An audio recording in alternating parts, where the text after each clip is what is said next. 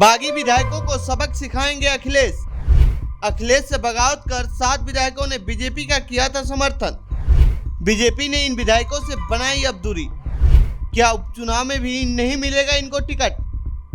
इस साल फरवरी में राज्यसभा के चुनाव हुए थे। इस चुनाव के दौरान बीजेपी ने समाजवादी पार्टी के 7 विधायकों से क्रॉस वोटिंग करवाकर अपने सभी प्रत्याशी जितवा दिए थे।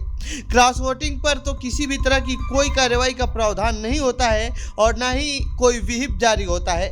इसके चलते उन एमएलएस के खिलाफ सपा ने कोई कार्रवाई नहीं की थी। बीजेपी के साथ आए इन सपा विधायकों को अब काम पूरा हो जाने के बाद बीजेपी भी भाव नहीं दे रही है।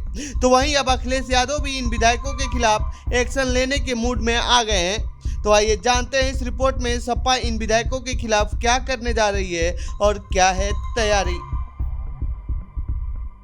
दरअसल समाजवादी पार्टी का कहना है कि पार्टी इन सभी विधायकों के खिलाफ विधानसभा स्पीकर के समक्ष शिकायत दर्ज कराएगी और उनकी सदस्यता रद्द कराई जाएगी। सपा का कहना है कि इन विधायकों की स्थिति खराब है क्योंकि ये फायदे के लिए बीजेपी में गए थे, लेकिन बीजेपी को वो फायदा नहीं हुआ और लोकसभा चुनाव के बाद बदले समीकरणों के बीच अब बीजेपी भी इन विधायकों को महत्व नहीं दे रही है। बता दें कि अगर इन विधायकों की सदस्यता जाती है तो फिर उन्हें बड़ा नुकसान हो सकता है, क्योंकि अभी राज्य में विधानसभा चुनाव हुए महज 2 साल ही हुए हैं और 3 साल का कार्यकाल बाकी है। खास बात यह है कि इनमें से किसी भी विधायक को बीजेपी ने लोकसभा के लिए टिकट नहीं दिया था।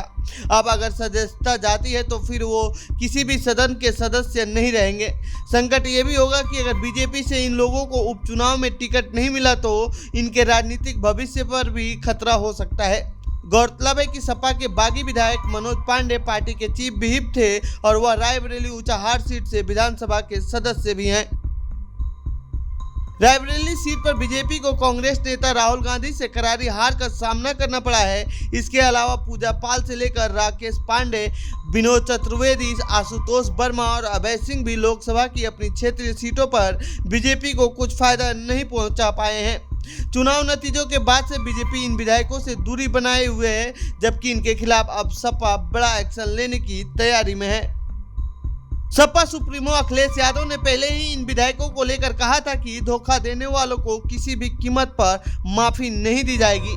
सपा का कहना है कि गलतियों का माफी हो सकती है, लेकिन षड्यंत्र करने की कोई माफी नहीं हो सकती है।